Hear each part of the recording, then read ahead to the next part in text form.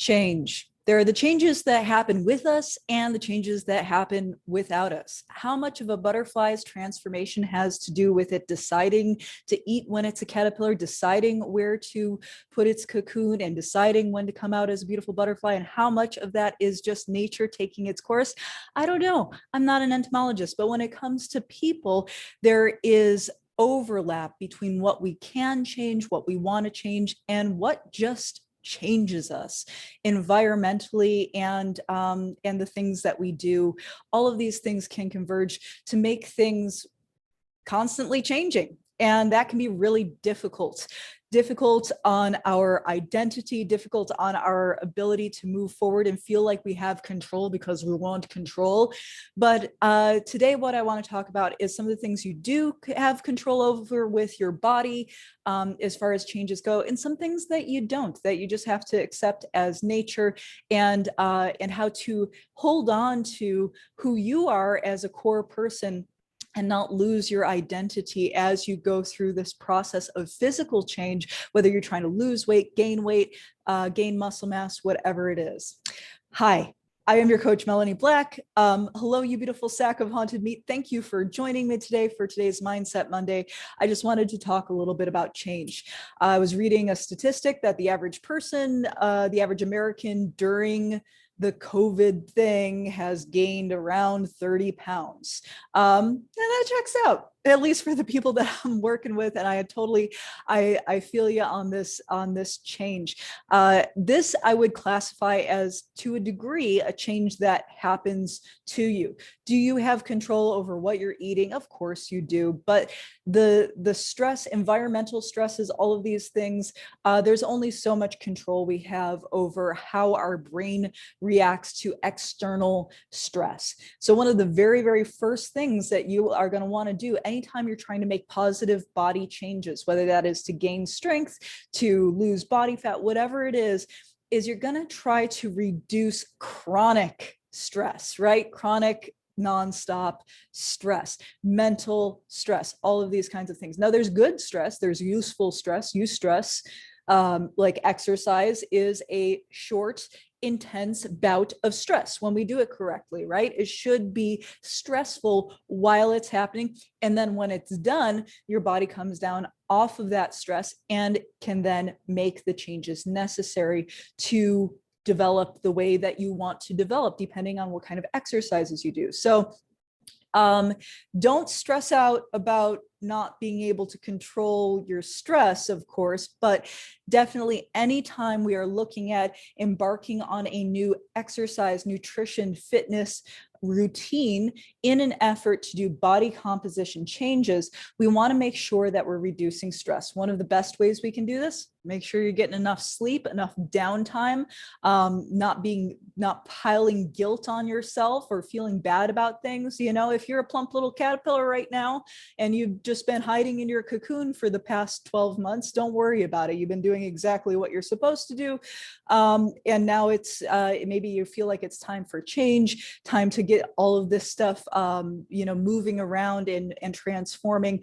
But whatever it is, make sure that you are increasing your relaxation time, decreasing the guilt, because if you're a real type A personality, just relaxing can cause you more stress and feel guilty about, okay, so that's number one. Make sure that you reduce stress to facilitate good changes in your life, however you can get that done. Cutting out social media, or less time with irritating people, or more time with positive people, or doing more things that you enjoy, having more downtime. And this ties into, as well, when you acknowledge what you like to do in your downtime, this ties into having an anchor point of your core personality. And this is important as our body actually begins to change. It is very, very common, very, very common that a person will begin to make progress in the right direction for what their stated goals are. And partway down that path, they get really nervous, because even though it's the changes they want, it's the changes they need, it's the changes their doctor recommends, whatever it is, when this moves around and does stuff with or without your permission, it can feel very disorienting and and it can make us nervous and make us feel insecure, and that's normal. But what is going to mitigate that kind of feeling of, being cast adrift in this sea of ever-changing body is if you are very secure in who you are as a person, what you like to do, what your thoughts and interests are. And it's okay for those to change too, by the way, but they do serve as a more stable anchor point to some of the messy changes that happen in our body. Hell, even butterflies don't get out of this. When they cocoon, they actually turn to goo. The transitional point between caterpillar and butterfly is they're literally goo. And there are definitely points, especially for my weight loss clients, especially for myself, I've gone through this as well, where you feel kind of gooey and smushy and saggy and droopy and like, oh, I knew I was going to lose weight, but I didn't know about all this other stuff, loose skin and and it can feel really disorienting. And it can feel bad if we let it feel bad, but understand that you are a beautiful sack of haunted meat. You're a miracle to begin with. And it's just going to be par for the course that your body goes through these ugly stages. That's totally normal. And your vanity is valid. You have the right to feel like, okay, I think this is aesthetically nice and pleasing to the eye, and this is not so much.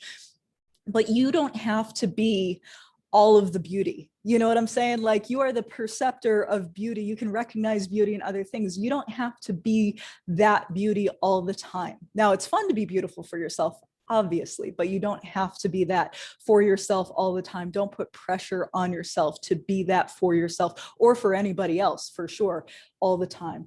So recognizing what you like to do, what makes you you. And this might seem like a simple thing, a simple task, but I think a lot of people really struggle with this, especially as they get into things like an all-encompassing career or parenting. Like, there was definitely a time in my life when my kids were younger and somebody said, oh, well, what do you like to do? And I'm like, nothing. I don't know what's due, what is due. So keeping in touch with those things, whether it's a hobby or just your likes and dislikes, that's part of the fun of taking like personality quizzes. It's like, oh yeah, that's so me. Or reading your horoscope. Even if you think it's bullshit, which I personally think horoscopes are bullshit, but I love reading my horoscope. And I'm like, oh yeah, that's so me. Or like, you don't know me horoscope. And it gives you an anchor point of your personality to carry you through all these various stages. And then you can ask yourself, how does a person like me handle physical change? How does a person like me handle roadblocks, handle stress? How does a person that I am to the core, how does that person handle these ups and downs and changes? And having that anchor point. And for that, I highly recommend journaling. Those of you who listen to me a lot are probably sick to death of the journaling thing by now, but really write down what you like to do, core beliefs, all that kind of stuff. It will serve as that anchor as everything else is shifting and moving, and especially as you get into your weight loss, fat loss journey. It is not just physical, okay? It is all these other things as well. And as you physically change, whether that is things that you're actively doing for yourself, like exercise and nutrition, or things that are being done to you, like age and hormones and stress and all the other stuff that can have an impact on our body and how we present and all this other stuff. Having that continuity of, okay, this is who I am.